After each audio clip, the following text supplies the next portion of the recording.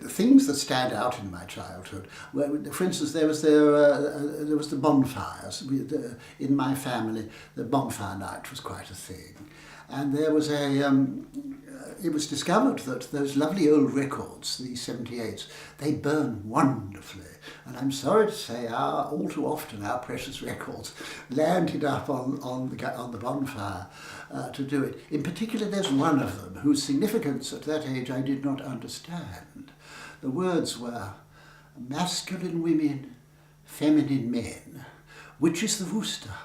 Which is the hen? With a nice chickadee tune to it. What is this talking about?